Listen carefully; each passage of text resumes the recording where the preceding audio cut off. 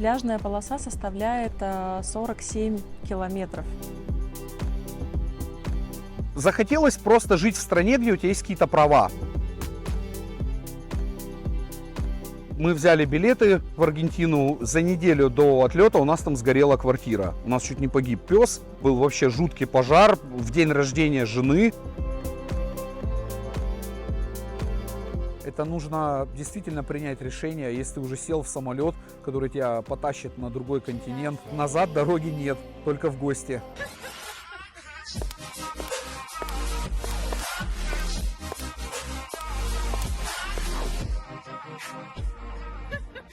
Всем привет! Меня зовут Даша. Я с 2017 года живу в Латинской Америке, говорю на испанском языке, и на своем канале «Аргентина на каблуках» я разбираюсь в вопросах переезда в Аргентину, покупки домов, земельных участков и квартир, в вопросах аренды недвижимости в Буэнос-Айресе. Мои подписчики – это семьи, которые уже переехали за рубеж, уже живут в Аргентине или только планируют свой переезд. В своем прошлом видео я взяла для вас интервью у Юлии и Игоря, которые переехали в Буэнос-Айрес и поделились своим опытом родов в Аргентине и жизни в столице. Однако Буэнос-Айрес – это не единственный город, куда переезжают русскоговорящие семьи. Давайте познакомимся с городом Мар-дель-Плата, расположенным на Атлантическом побережье Аргентины. В этом видео я расскажу о городе. Познакомлю вас с Александром, который со своей супругой и старшим сыном переехали, родили второго ребенка и остались жить с 2 собаками и 2 кошками. Александр поделится своей историей, расскажет о причинах, по которым выбрал именно Мар-дель-Плата, даст свое личное сравнение Аргентины как страны для жизни в сравнении с Германией, Португалией и Индией, а также даст свои советы тем, кто планирует свой переезд, в том числе с животными. А для тех, кто еще не в Аргентине, станет полезным интервью с юристом, специализирующимся на миграционных вопросах, который даст свои рекомендации, основываясь на многолетнем опыте сопровождения процесса переезда семей в Аргентину. Сейчас будет приятная музыка и виды Аргентины. Чтобы у вас было время нажать на кнопку «Подписаться на канал», нажать на колокольчик и поставить лайк этому видео. Приятного просмотра! Все для вас!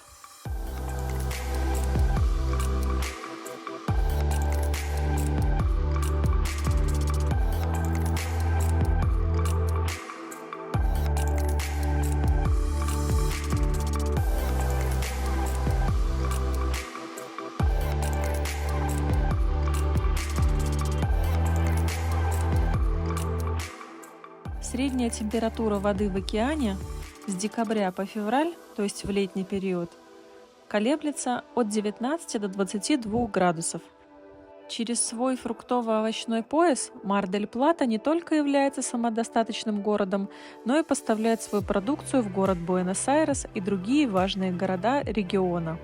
Его земли характеризуются высоким содержанием органического вещества и обеспечивают широкие агроэкологические условия для выращивания зерновых, масличных культур, овощей и фруктов, а также для разведения крупного рогатого скота и овец. Мар-дель-Плата – это главный рыболовный порт страны. Он ежегодно выгружает тонны рыбы, которая перерабатывается на современных местных заводах. В 2023 году Мар-дель-Плата пережил лучший год в истории и новый рекорд, который закрепляет его как наиболее выбираемое направление в стране для туризма. С 1 января по 31 декабря 2023 года прибыло 9 миллионов 280 тысяч 909 туристов, что на 4,8% больше, чем в прошлом году, и это самое большое годовое количество посетителей с начала регистрации. Хотя подавляющее большинство русских семей, приезжающих в страну, селятся в городе Буэнос-Айрес, в Мар-дель-Плата подтвердили, что туда также приезжают россияне с идеей обосноваться на длительный срок, особенно в окрестностях. Однако важно учитывать, что безработица в Мар-дель-Плата составляет примерно 7,2% и затрагивает 24 тысячи граждан. Таким образом, город Мар-дель-Плата занимает третье место с самым высоким уровнем безработицы после Ушуая, где 7,9%, и Ла-Плата 7,5%. Мар-дель-Плата – это один из самых главных туристических центров Аргентины, находящийся на побережье, на Атлантическом океане. Он находится, этот город, в 400 километрах от Буэнос-Айреса, и пляжная полоса составляет 47 километров. Представляете? Горы, холмистые поля, ручьи, скалы, бухты – все это пейзажи Мар-дель-Платы. Средняя температура зимой здесь колеблется от 12 до 14 градусов, а летом от 24 до 28 градусов. Круглый год в Мар-дель-Плата живет примерно 650 тысяч человек, но летом сюда приезжает примерно 8 миллионов туристов. Давайте рассмотрим, какие же есть плюсы и минусы жизни в городе Мар-дель-Плата. Плюсы. Первое. Курортный климат. Мар-дель-Плата известен своим приятным морским климатом, что делает его привлекательным местом для отдыха. Второе. Природные красоты. Город расположен на берегу Атлантического океана, предоставляя доступ к красивым пляжам и морским видам. Третье. Туризм и развлечения. Мар-дель-Плата является популярным туристическим направлением, предлагая разнообразные развлечения, рестораны, магазины и культурные мероприятия. Четвертое. Экономика и бизнес. Наличие туристической индустрии может создавать возможности в сфере бизнеса, особенно для предприимчивых людей. Пятое. Образование. В Мар-дель-Плата есть университет, что может предоставлять возможности для образования и исследовательской деятельности. Минусы. Первое. Сезонность. Город Мар-дель-Плата – это город с ярко выраженной сезонностью, с пиковой активностью в туристических периодах, что может влиять на рабочую и социальную жизнь. Второе. Туристическая загруженность. В высокий туристический сезон город может становиться очень загруженным, с возможными проблемами с трафиком и доступностью определенных мест. Третье. Экономическая зависимость. Зависимость от туризма может сделать экономику города уязвимой для колебаний в этой отрасли. Четвертое. Недвижимость и цены. В связи с популярностью как туристического, так и курортного места, цены на недвижимость и аренду могут быть высокими. Пятое. Нетребовательная инфраструктура. В сравнении с крупными городами Мар-дель-Плата может иметь менее развитую инфраструктуру в некоторых областях. Вы переехали, получается, из Новосибирска сначала в Индию, а потом пожили в Индии и решили переезжать. Супруга была беременна. Да, мы уехали в тепло, потому что все как-то в Таиланд зимой уезжают, пытаются люди, да, согреться. Тоже захотелось на себе это почувствовать, что такое жить зимой в тепле, загорать, купаться, кушать фрукты. То есть цель была просто погреться. Мы поехали в Индию, я там ни разу не был. Жена моя там часто бывала, и мама ее, они меня туда заманили, можно сказать. Как-то хотелось все равно экзотики, я читал различные книги про Индию, про всяких слонов, про путешествия, хотелось мне посмотреть. Мы туда уехали, 3 месяца там пожили. В целом, захотелось просто жить в стране, где у тебя есть какие-то права, где ты имеешь какой-то статус, где ты чувствуешь себя полноценным резидентом страны. В Индии, к сожалению, люди этого лишены, даже если они очень долго там живут, и многие, даже состоящие в браке с местными, они не могут получить до сих пор гражданство. Мы там с такими людьми были знакомы. И мы взяли билеты в Аргентину. За неделю до отлета у нас там сгорела квартира. У нас чуть не погиб пес. Боже мой. У нас там был вообще жуткий пожар в день рождения жены. Мы поехали вечером в магазин, то есть там все трезвые, естественно, у нас маленький ребенок. Мы поехали в магазин, и звонит хозяин квартиры через 10 минут, и прям на русском: «Ты горишь! Горишь!» Я думал, он что-то там, утюг не выключили мы, может быть, не знаю, плитку. И приехали, я на мопед быстрее, на скутер прыгаю, мчусь, у меня мысль в голове, там же собака, все. и окна все закрыты, кондиционер был включен. По итогу загорелся кондиционер. Произошло короткое замыкание, ну из-за того, что не обслуживался, не чистился. Они же там работают 24/7 кондиционеры в Индии. Загорелся кондиционер, еще и вентилятор работал. Все это раздуло, да. Ну, конечно, там, по идее, да, это все выключать надо, но там никто этого не делает. Мне даже ребята, вот, кстати, из Мумбаи, огромное им спасибо, из российского консульства нам помогали, адвокаты. И сказали, там, один говорит, я живу здесь 5 лет, и у меня кондер 3 штуки, работает дома кондиционера, 24/7 крутят. Я даже никогда не думал, что кондиционер может загореться. И у нас чуть не погиб пес, мы его неделю откачивали. Жена ветеринар, кстати, и у нее оказались, по счастью, все лекарства с собой, необходимые антибиотики, она его колола.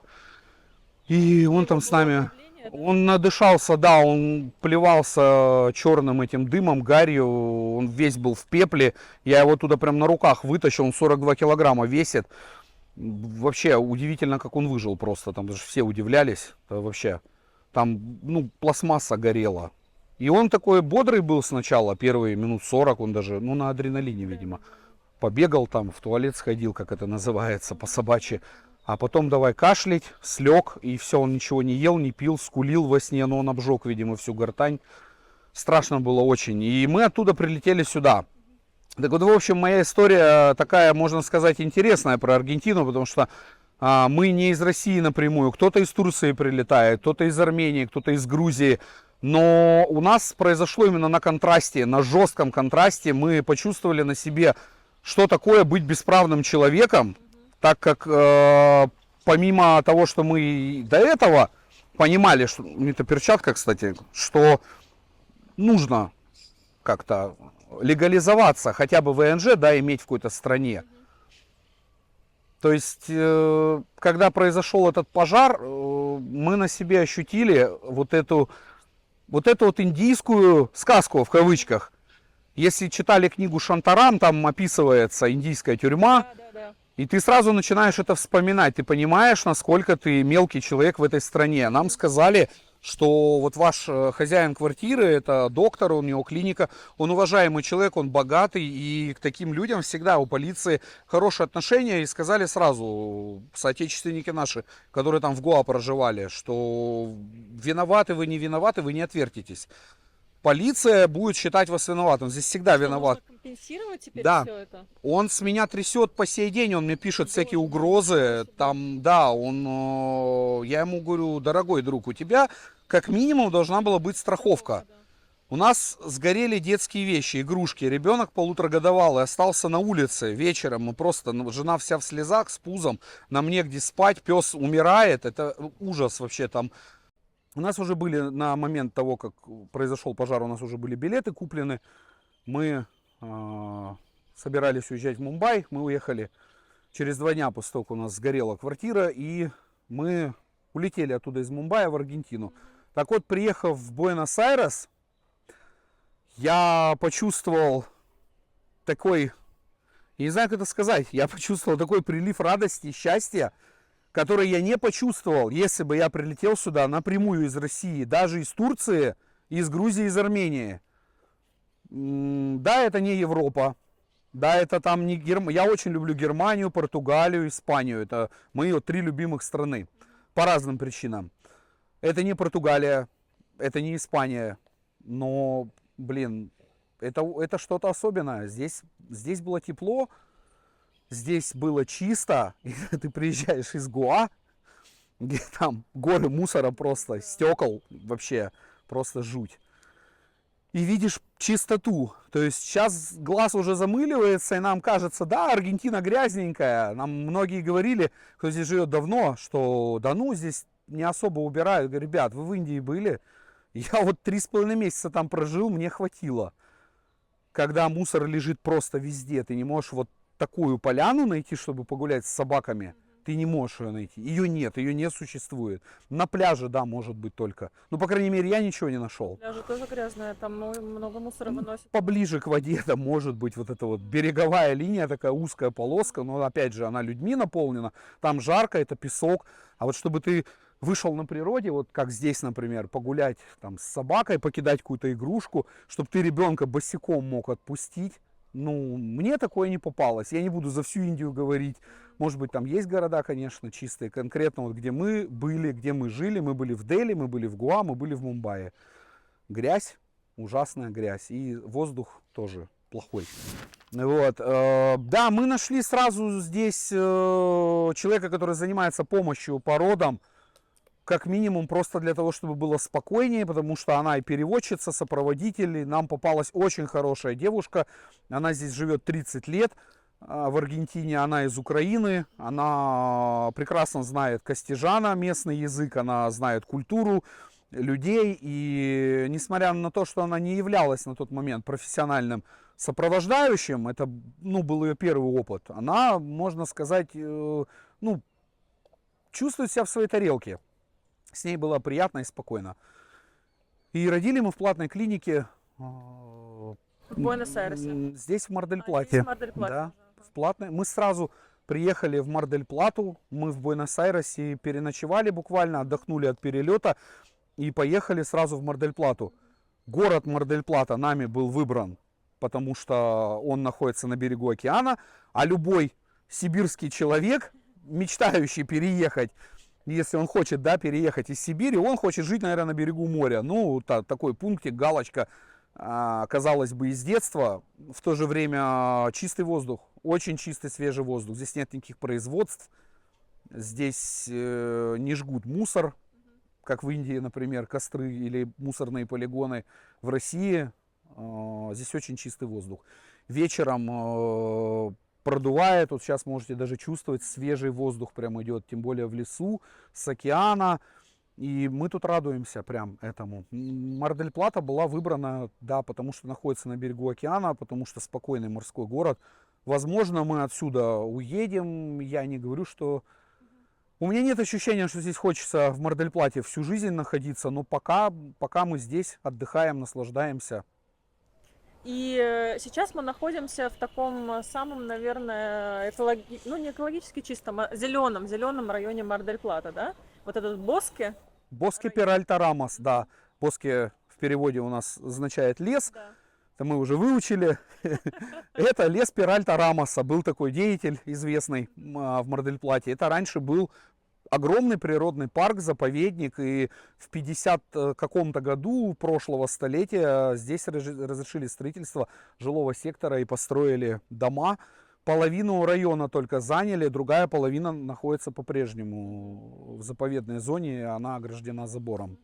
Ну и это наверняка район был выбран в том числе из-за животных, потому что 2 собаки, 2 кошки. Да. Дети, чтобы тоже дышали свежим воздухом и гулять можно было с ними, да, там рядом. Да, безусловно. Мы начали жить в своем доме как раз таки, когда завели собак, потому что в Новосибирске мы жили до этого в квартирах, а потом у нас уже появился когда первый ребенок и первая собака, мы уже начали посматривать в сторону жизни где-то в доме, и как раз таки мы переехали в село 40 километров от Новосибирска, жили тоже в лесу. Нам это понравилось, поэтому здесь, когда мы узнали об этом районе, были очень рады и хотели сюда попасть. И счастливы очень сильно, что сюда смогли попасть, потому что это сложно. Сюда попасть, жить сложно. Вы не планируете случайно здесь какую-то недвижимость покупать? То есть, или вот учитывая то, что вы сказали, что не планируете здесь, возможно, на всю жизнь остаться, да? Все-таки считается, что ни время, ни место и... Нет такого желания. Не изучали этот вопрос в целом? Вот то, что многие тоже... У меня нет денег на недвижимость. Я отвечу просто. У меня нет. Я не планирую, я мечтаю. Мне вот этот дом очень нравится, допустим. Я вот прямо его люблю. Я прямо все время хожу, смотрю на него и думаю, вот если бы это был мой дом, я бы вот выходил здесь, гулял. Тут еще вот это дерево, оно недавно упало. И снесло вот очень многие деревья на поляне. Здесь раньше было вообще прям сказочный лес. А когда разгребали эти деревья, засыпали реку, всю зелень вырвали, буквально на прошлой неделе. Здесь была вот прям Нарния. Тут прям вот можно было, я не знаю, снимать Гарри Поттера. Да, здесь был ураган, упало дерево, и оно все тут снесло. И поляна стала уже не такой привлекательной. Так вот, конкретно вот в Боске Перальта-Рамос я бы очень хотел купить себе недвижимости, жить здесь, воспитывать детей. Ну, как-то вот хотелось бы, и понятное дело, там, не 20, не 30 лет. Ну, какое-то время хотелось бы пожить вот так спокойно в лесу с детьми, с животными, как мы все когда-то мечтали. В общем, пожив здесь чуть меньше года, я не могу сказать, что прям вот это страна моей мечты, я хотел бы здесь купить недвижимость и остаться здесь жить. Но пока это лучшее место для меня, где я когда-либо был и жил, по совокупности, естественно, всего. То есть, да, здесь не Португалия, как я уже сказал, ну и уже не Индия. И живется здесь хорошо. К плюсам, о которых вы спрашиваете, самое основное хочу выделить плюс – это отношение к детям у местных жителей, у аргентинцев и аргентинских детей. То есть аргентинские дети, они добрые, они приветливые, они улыбчивые, они помогают другим детям. Они твоего ребенка не пытаются запугать, зашугать, о, там, новенький, тем более они видят, что он белый, да, он светленький, но они понимают, что он иностранец. И они все как-то с ним здороваются, девочки постарше могут подбежать, ой, какой милый, там, за щечки его потрогать, но это приятно. Это приятно, потому что чувствуется вот эта доброта, расслабленность какая-то. Иван, в прошлом выпуске мы обсудили с тобой пакет документов, необходимый для подготовки именно на территории Российской Федерации, для легализации по родам в Аргентине. Вот мы, то есть семья его собрала, она летит в Аргентину. После прилета какие дальнейшие шаги? Да, Дарья, мы в прошлом выпуске обсудили весь перечень документов, который возможен на получение Российской Федерации. Первое, на что хотел бы обратить внимание, что все эти документы, которые собраны, их необходимо в оригиналах с проставлением апостиля взять с собой в Аргентину. Таким образом, когда мы получили все документы, которые необходимо было получить на территории Аргентины, а также все переведенные документы и легализованные, полученные на территории Российской Федерации, у нас появляется полный пакет документов, которые мы уже можем подавать в Migraciones для получения DNI родителей. Таким образом, мы подгружаем эти документы в электронном виде на сайте Migraciones и получаем возможность личного приема для предоставления оригиналов этих документов. Таким образом, после подачи документов в Migraciones родители ожидают свои DNI по месту жительства. Когда ДНИ на ребенка, на родителей получены, получается, родители имеют право покидать страну, верно? Да, абсолютно верно. Полученные DNI позволяют им выезжать из свободной страны, но важное уточнение: для того, чтобы страну мог покидать новорожденный ребенок, необходимо получить паспорт. Соответственно, есть три варианта получения этого паспорта, вплоть до получения мгновенного в аэропорту. Естественно, стоимость их отличается. Есть более длительный по времени, есть более средний по времени, назовем это так, и есть мгновенное получение в аэропорту. То есть, таким образом, если родители планируют срочный вылет из страны, им не могут более оставаться в стране, то его можно сделать мгновенно после получения своих DNI уже прямо в аэропорту. А бывают такие ситуации, когда супругу, то есть отцу ребенка, необходимо покинуть страну сразу после родов, и, например, в этом случае свидетельство о рождении ребенка без личного присутствия отца можно ли получить и какие для этого требуются документы? Да, спасибо за вопрос. Это частая ситуация, когда пара прилетает в Аргентину, и после родов отцу необходимо покинуть страну раньше, чем здесь необходимо пребывать матери. Соответственно, он имеет право ее покинуть, и возможно получение свидетельства о рождении без личного присутствия отца. Важный момент, который здесь нужно учесть: родители обязательно должны состоять в браке. В таком случае это возможно сделать. Для того, чтобы это оформить, необходимо иметь 4 документа. Это справка о заключении брака. Она получается на территории России. Называется она форма номер 5. Она должна быть апостилирована. Следующее — это свидетельство о браке. Оно входит в обязательный перечень, и мы его в любом случае готовим. Следующее — это загранпаспорт мужа, а именно заверенная его копия. То есть на территории России необходимо нотариально заверить загранпаспорт и проставить апостиль на этой копии. И четвертое — это заявление мужа в свободной форме о том, что он изъявляет желание стать отцом и является отцом этого ребенка и внести свои данные в свидетельство о рождении.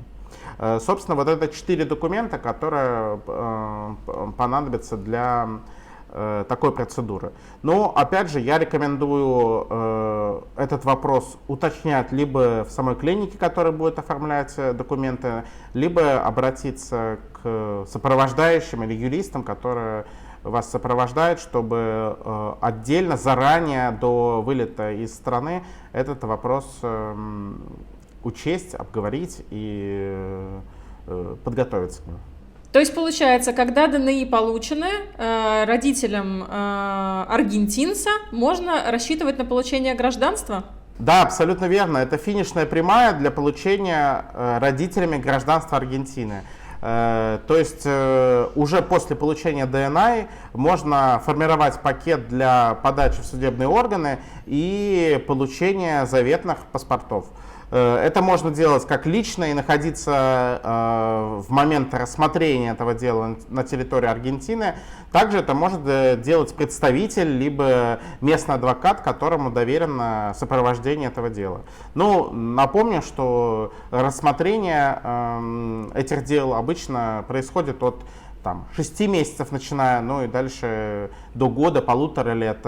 Тут зависит от судебного органа и судьи, к которым попадется. Но заверяю вас, что результат будет 100% положительный. На каких этапах, получается, по легализации через роды может вообще понадобиться помощь юриста? Обычно обращаются к юристам пары, которые хотят получить услугу в комплексе. То есть и на этапе сбора документов на территории России, и на этапе сбора документов на территории Аргентины. Мы с тобой обсуждали и подробно разбирали каждый документ, который необходимо получить, но на этапе получения каждого документа возникает много уточняющих вопросов. Когда ты с этими документами каждый день не работаешь и не сталкиваешься, то возникают какие-то сомнения и кажется, правильно ли ты идешь. И зачастую для получения простого документа и понятного тратится большое количество времени, потому что ты просто не владеешь какой-то информацией, которая необходима для получения того или иного документа. Кроме того, она же обновляется еще, особенно если мы говорим про территорию Аргентины, то есть ряд моментов, которые обновляются. Да, обновляется она не только на территории Аргентины, она обновляется на территории Российской Федерации, и подходы, и требования, и форма заявлений, и зачастую вот есть у меня конкретно кейсы, когда люди определяли, что да, мы по составу документов поняли, что перечень несложный, и его можно осилить самостоятельно, и начинают ездить в ЗАГСы, начинают ездить в МВД, стоять в очередях и ездят по 2-3 раза и понимают, что какие-то возникают точечные моменты, которые не позволяют им получить тот или иной документ. И в конечном итоге понимают, что затраченное время стоит дороже, чем обратиться к специалисту и доверить получение этих документов. Это я говорю про территорию России. А если мы говорим про Аргентину, процесс усложняется тем, что большинство пар, которые приезжают, они не владеют испанским языком. И понятное дело, что есть современные средства, переводчики, телефоны, но много нюансов, которые ты заранее предусмотреть не можешь. Здесь, конечно, неоценимая помощь оказывается именно профессионалами, которые занимаются таким сопровождением. Поэтому я, как всегда, объективно скажу, что если отвечать на вопрос, возможно ли это сделать самому, да, возможно. сложно или просто, наверное, это больше индивидуальный вопрос.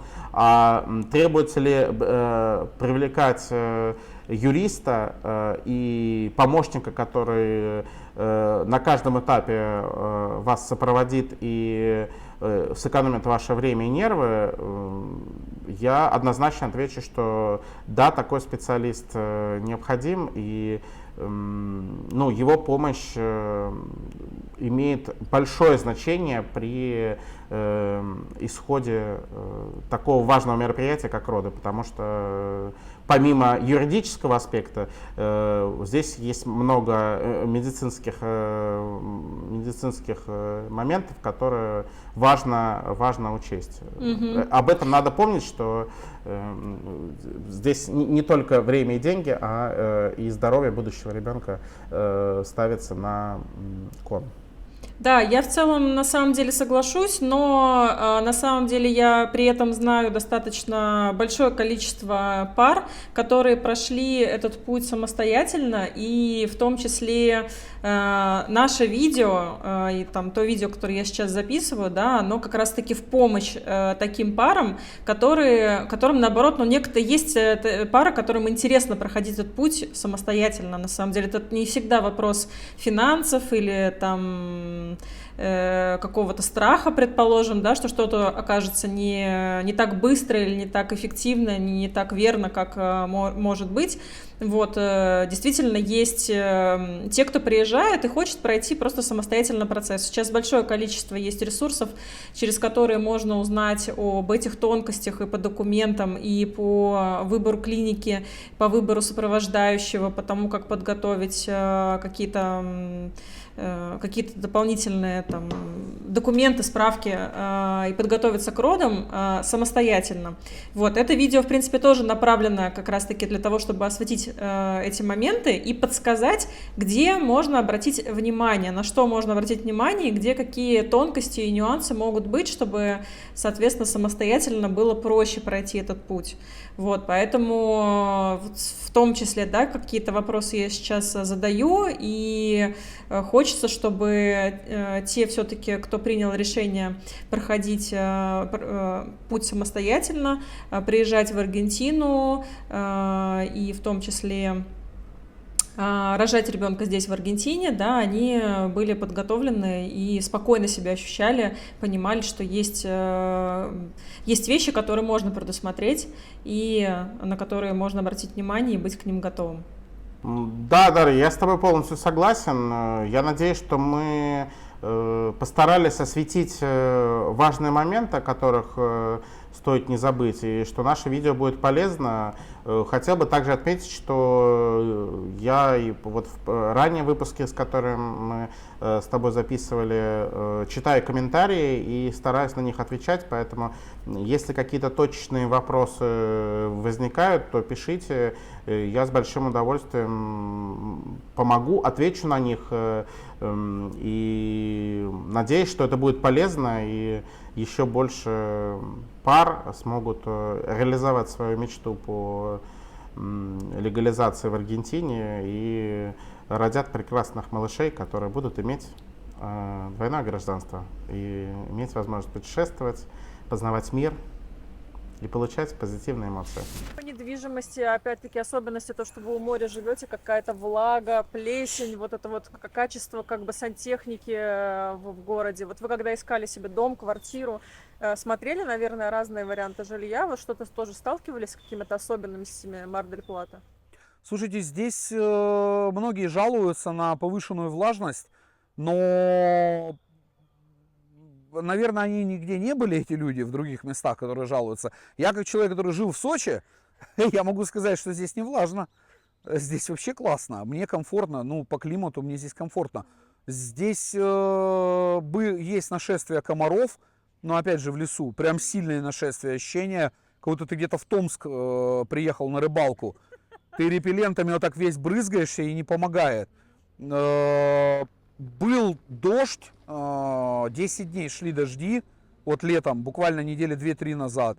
Даже зимой, осенью такого не было. 10 дней шел дождь без перерыва, И было очень влажно и душно, потому что зимой, да, ты там топишь печку, у нас газовый котел, все в доме высыхает. Здесь не высыхало ни постиранное что-то, ни вещи никакие, и в квартире было душно. Вот эту влажность мы ощутили. Единственный раз вот за год я могу, да, пожаловаться на это. А так достаточно сухо, плесень, если не проветривать, собирается, да, на стенах. Но даже в Германии там намного больше собирается плесень, влажность, сырость, могу сказать. Ну вот конкретно в тех регионах, в которых я был. Это земля Бавария, Баден-Вюртемберг. Ну Каникорс это хотя бы Каникорса, а это вообще, это непонятно что. Потому что документы у нее, она безродословная, он-то со всеми там датами, у нее неизвестная дата рождения, у нее порода неизвестная. То есть это предположительно алабай, но не полностью алабай, в общем. И мы боялись очень, что друг наш не сможет с собакой долететь, тем более он многих нюансов не знает, английский там он не очень хорошо знает. И если я боялся в Стамбуле возникнут эти какие-то там терки, скажем так, то собаку могут развернуть. Ну ничего, прекрасно, они долетели, никто никаких вопросов не задавал. В Казани вот тоже, в Казани очень там мягкие, скажем так, сотрудники, они ее не досматривали, пропустили все, и все с ней там сфотографировались, причем все, она прилетела. Это вот собака такое путешествие совершила, да, она из Новосибирска прилетела в Стамбул, из Стамбула в Буэнос-Айрес, из Буэнос-Айреса в Mar-дель-Плату. Одиссей у нас улетел из Новосибирска в Ташкент, из Ташкента в Дели, из Дели на поезде в Мумбай, из Мумбая в Стамбул, из Стамбула в Буэнос-Айрес, потом в Mar-дель-Плату. Понравилось ему это путешествие? Безумно. Собаки у нас герои, да, в этом плане, они, конечно, поездили. Ну, а потом мама жены, теща, так называемая в природе, она летом нам привезла наших кошек. У нас еще 2 сфинкса, кошка и кот, им по 12 лет, они уже старенькие, ну, тоже жили у друзей, она нам их привезла. Сейчас мы вот всей семьей объединились здесь для дальнейшей жизни. От нового президента ждем, конечно, скорейшую реформу полиции, ждем возвращения иностранных товаров из-за рубежа, ждем работу для всех, мы тоже хотим работать, мы хотим открывать рестораны, готовить и внедрять свои знания, кухню русскую, грузинскую и какие мы еще знаем в Аргентину. Какие-то рекомендации тем, кто нас смотрит и планирует свой переезд в Аргентину? К чему готовиться и как бы что иметь в виду в первую очередь? Запасайтесь фирменными вещами, их здесь очень мало. Готовиться к чему? Где-то сказали, что если человек в такую даль уехал, если он преодолел такой путь, то это уже сильный человек. Да. И назад дороги нет, как говорится. Не страшно, действительно, не страшно. И я, знаете, избитую фразу такую скажу, что жалею я, наверное, только о том, что мы раньше сюда не переехали. Серьезно. То есть за год жизни здесь я ни разу не пожалел о своем решении перебраться именно в Аргентину. Я не думал о том, что надо было в Бразилию ехать или в Чили. Нравится мне здесь. Здесь как-то вот такое ощущение, как будто я жил тут в прошлой жизни. А если кто-то захочет переехать, главное не бояться. Не бояться трудностей. Что еще могу сказать? Тут сложно это в 2 словах сказать. Это нужно действительно принять решение. Если ты уже сел в самолет, который тебя потащит на другой континент, ты должен понимать, что назад дороги нет. Только в гости. Спасибо большое. Вообще классно. Какой город выбрать для переезда в Аргентину? Буэнос-Айрес или Mar-дель-Плата?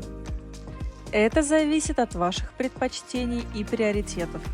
Важно одно – подготовиться к переезду и спланировать важные аспекты жизни. В 2023 году число россиян, которые получили ВНЖ в Аргентине, стало рекордным и составило 3700 человек, что в 4 раза превышает показатель за 2022 год. Всего с 2022 года резидентами Аргентины стали 5100 россиян. По утверждению РБК, основным способом получения ВНЖ в Аргентине является родильный туризм. Если вы досмотрели это видео до конца, пожалуйста, поставьте лайк. Это позволяет каналу развиваться и готовить для вас новые материалы. Задавайте свои вопросы в комментариях. И я, и приглашенный юрист читаем их и будем рады ответить на ваши вопросы.